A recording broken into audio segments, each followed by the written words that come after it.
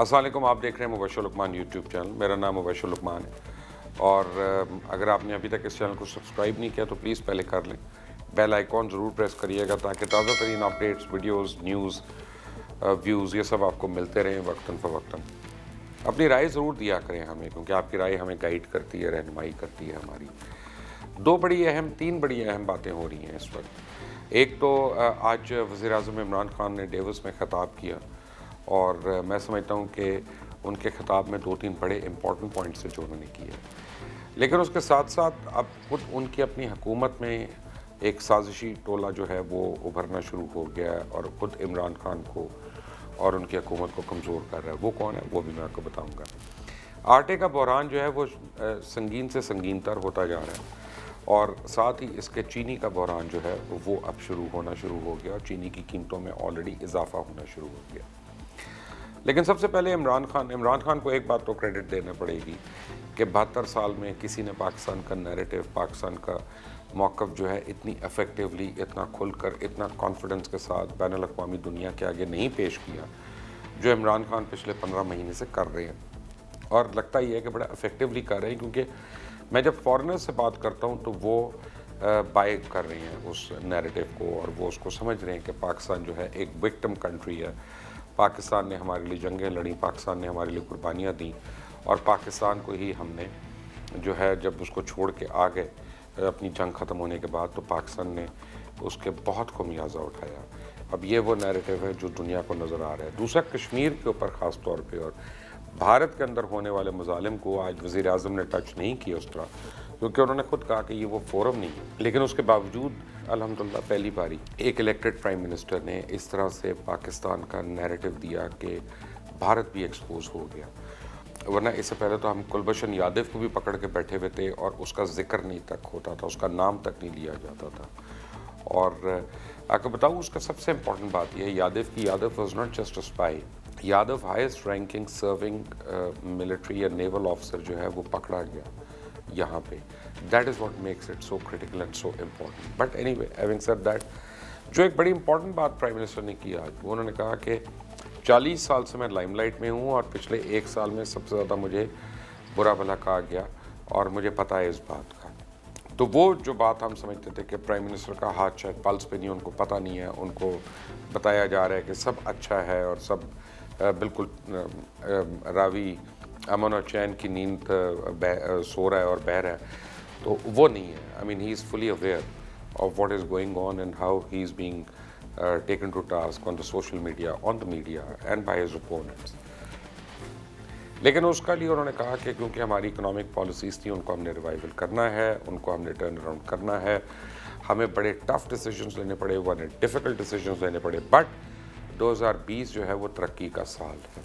सो far so good. मेरे prime minister हैं, मैं उनको यकीन करता हूँ कि this is what he means and this is what he believes and this is what he wants to deliver.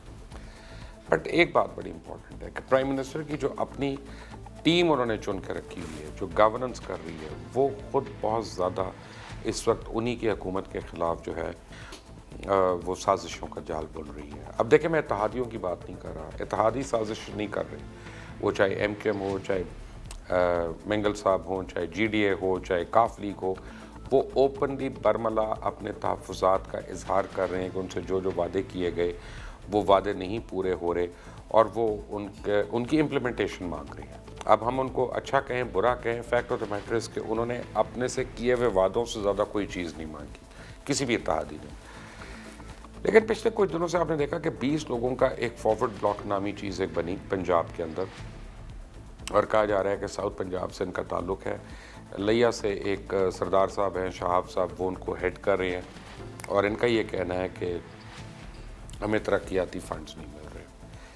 अब आज मैंने सरदार साहब से बात भी की और मुझे जब डिटेल्स का पता चला तो लगता ये है, और कुछ और रिपोर्टर्स का भी यही कहना है, सिर्फ मेरा नहीं है, मैं आरिफ हमीद भट्टी से मेरी डिस्कशन हुई, उनका भी यही मानना है।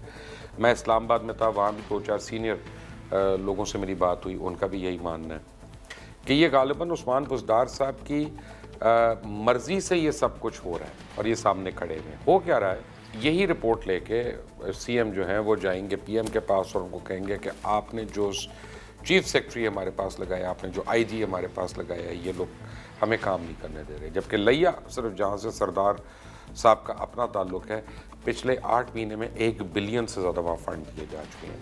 1 बिलियन से ज़्यादा, 15 लाख की आबादी है वहाँ पे। अब अगर वो ये चाहते हैं कि 70 साल की जो महरूमी है वो 1 साल में पूरी हो जाए, तो वो तो मुमकिन नहीं है। लेकिन बज़ाहिर वो कहते हैं कि जी हम वज़ीर आला के ख़िलाफ़ नहीं है, हम गवर्नर के ख़िलाफ़ नहीं है, बस हमारे फ़ंड्स रोक रहे हैं। कौन रोक रहा है आपके फ़ंड्स? आपके फ़ंड्स चीफ सेक्रेटरी रोक रहा है? नहीं जी, चीफ सेक्रेटरी अच्छे आदमी है। अच्छा, कौन रोक रहा है? आपके फलां सेक्रेटरी रोक रहा है? नहीं, वो भी अच्छे आदमी है। अच्छा, रोक कौन रहा है?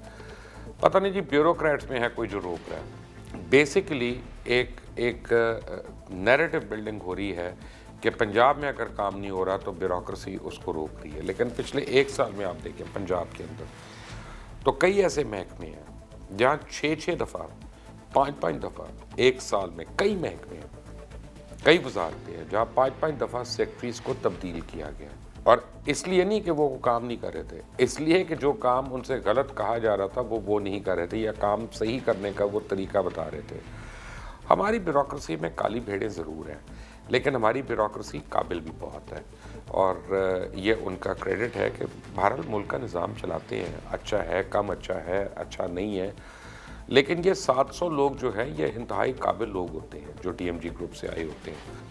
ना मीडिया में सारे लोग अच्छे हैं, ना सियासत में सारे लोग अच्छे हैं, ना किसी भी शोबे में अच्छे और कम अच्छे होते हैं, ब्यूरोक्रेसी में भी होंगे। लेकिन ये भी फैक्ट है कि हम बहुत अपनी करप्शन या नलायकी या कैपेसिटी बिल्डिंग जो हमारी नहीं होती वो हम ब्यूरोक्रेट्स के ऊपर डालना शुरू हो जाते हैं। बहरहाल अब लेटेस्ट ये है कि उस्मान बुज़दार ख़ुद अपनी हुकूमत के ख़िलाफ़ बज़ाहिर एक पॉलिटिकल कू करवा रहे हैं। पॉलिटिकल हिस्ट्री में मैंने ये पहले नहीं देखा, अगर आपने देखा है तो मुझे प्लीज़ ज़रूर गाइड करिएगा। और इसको बेस बना के, बहाना बना के वो एक दफ़ा फिर पंजाब में ब्यूरोक्रेसी की उखाड़ पुछाड़ करना चाहते हैं। आप एक आने वाले दिनों में आपको खुद पता चल जाएगा कि मैं क्या कह रहा हूँ।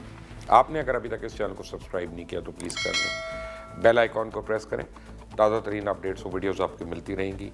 अंटिल द नेक्स्ट टाइम, अल्लाह हाफ़िज़।